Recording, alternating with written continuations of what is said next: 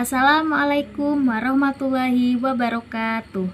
Selamat pagi anak-anak ibu semua di rumah. Bagaimana kabar kalian hari ini? Ibu berharap kabar kalian selalu sehat walafiat ya. Dan jangan lupa, walaupun kalian di rumah, kalian harus tetap menjaga protokol kesehatan ya. Alhamdulillah hari ini kita bisa bertemu kembali walaupun hanya melalui video virtual. Sebelum kita memulai pembelajaran hari ini, ada baiknya kita berdoa terlebih dahulu.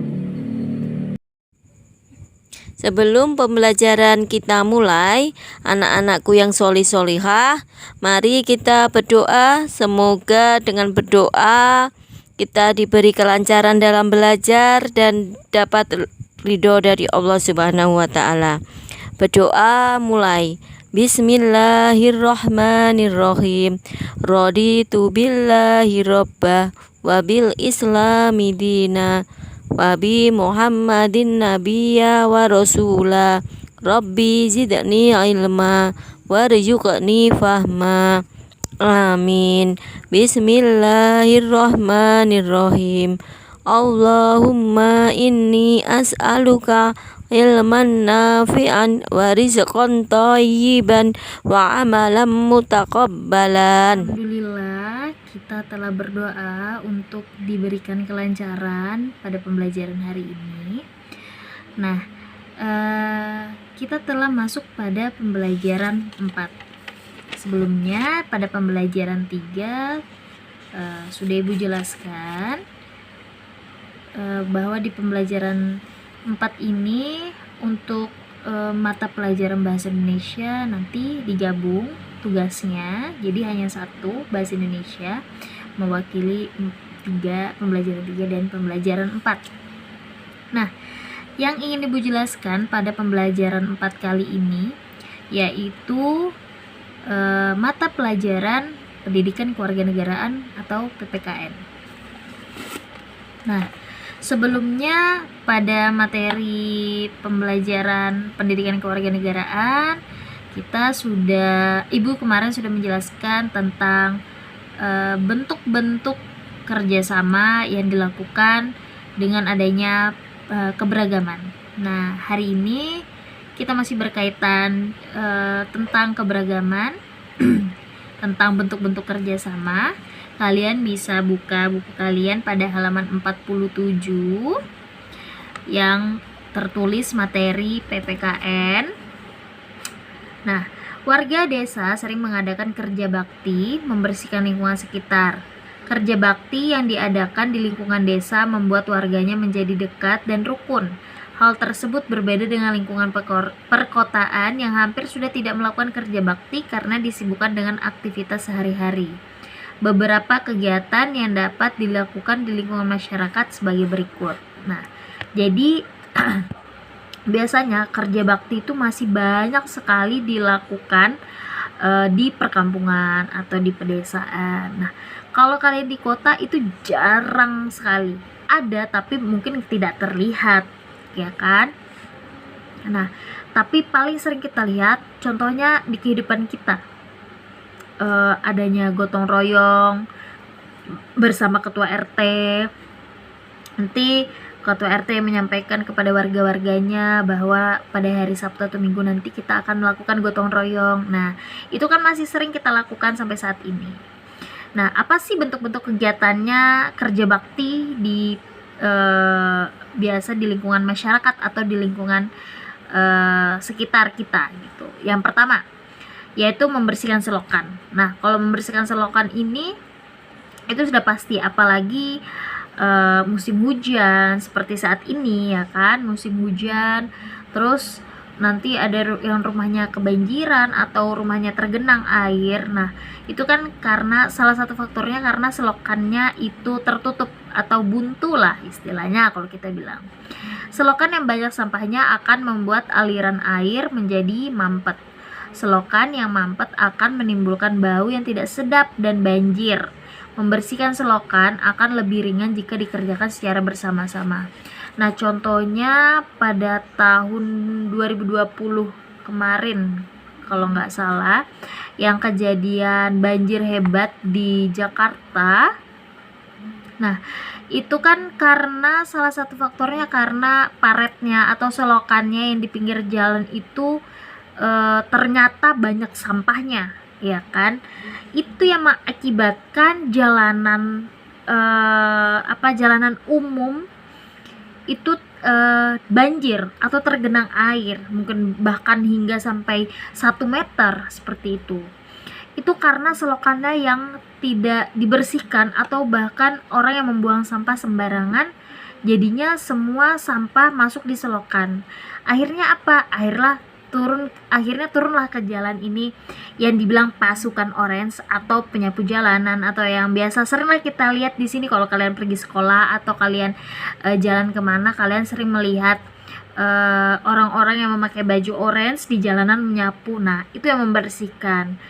Padahal banyak warga yang tidak sadar dengan perbuatan mereka sendiri bahwa mereka itu telah membuang sampah dan mengakibatkan banjir. Tapi kadang mereka menyalahkan yang lain, ini nih karenanya banjir nih, padahal jelas-jelas banjir itu terjadi karena kesalahan kita sendiri. Kadang kita sering membuang sampah sembarangan, kita tidak sadar kita membuang sampah sembarangan, padahal itu yang memicu terjadinya banjir. Nah, terus yang kedua, melaksanakan ronda. Ini yang Ibu sudah jelaskan kemarin, siskamling.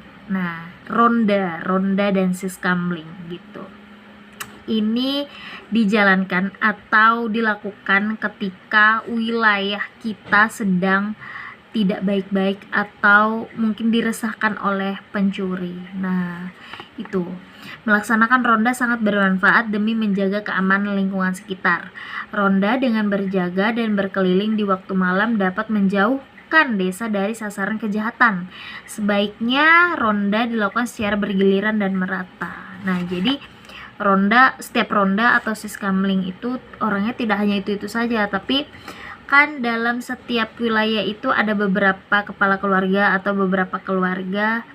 Nah, itu yang bergiliran nanti jaga. Misalnya hari Senin Bapak Sutomo, hari Selasa Bapak Sutomo, Bapak Suwandi, Bapak Sujari misalnya gitu. Nanti hari kedua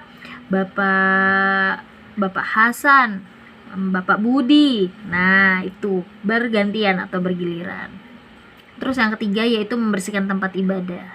Nah, tempat ibadah ini kan tempat dimana kita untuk beribadah menghadap pada Allah Subhanahu wa taala. Nah, kalau misalnya tempat ibadah kotor, nah otomatis kita bertemu Allah itu tidak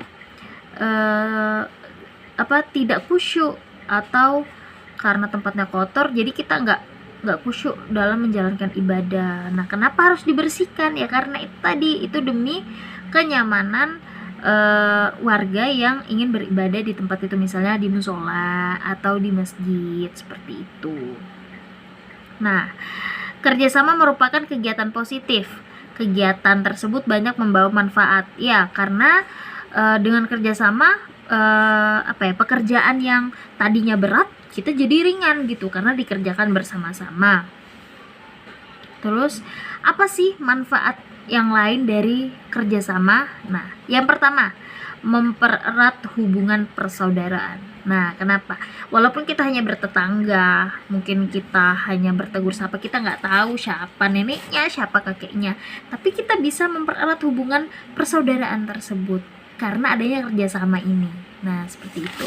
Terus yang kedua, mempercepat selesainya pekerjaan. Nah, itu tadi Ibu bilang, dengan kita kerjasama, dengan kita kerja bakti, gotong royong, pekerjaan yang tadinya besar sekali bisa menjadi lebih ringan karena dikerjakan bersama-sama. Terus yang ketiga, terciptanya rasa aman. Nah, dari kegiatan ronda dan siskamling itu tadi, itu kan merupakan kerjasama antar warga. Jadi karena kita melakukan kegiatan ronda atau kegiatan siskamling, warga yang lain yang berada di rumah itu merasa aman gitu dari kejahatan gitu.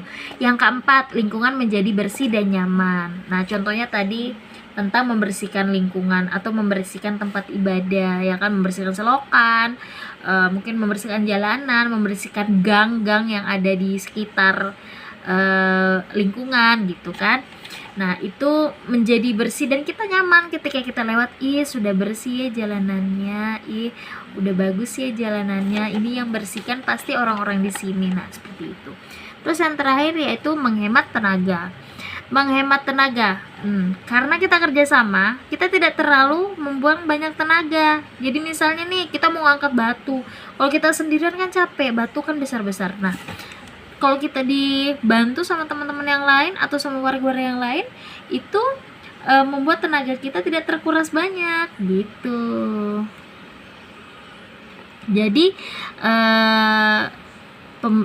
pekerjaan itu menjadi lebih ringan. Alhamdulillah, Ibu telah menyelesaikan penjelasan materi pendidikan kewarganegaraan pada pembelajaran 4 hari ini. Jadi Ibu langsung saja ingin memberikan tugas untuk mata pelajaran pendidikan kewarganegaraan. Kalian bisa buka buku kalian halaman 49. Kalian bisa kerjakan nomor 6 sampai dengan nomor 10 hanya untuk mata pelajaran pendidikan kewarganegaraan. Ya.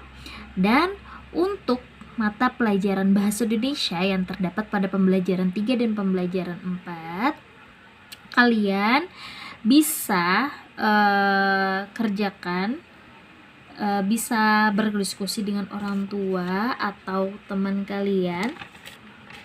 Nah, jadi tugas bahasa Indonesia yang untuk pembelajaran 3 dan pembelajaran 4, Ibu minta kalian cari sebuah cerita pendek saja,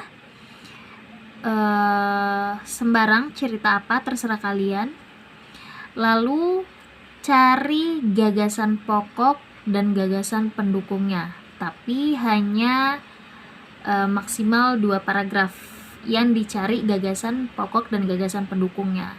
Karena kalau cerita pendek atau cerita rakyat atau legenda itu kan panjang ya, jadi kalian bisa hanya cari gagasan pokok dan gagasan pendukungnya, maksimal hanya 2 paragraf saja. Jadi kalau kepanjangan kalian bisa cari di paragraf 1-nya atau di paragraf 2-nya saja, seperti itu.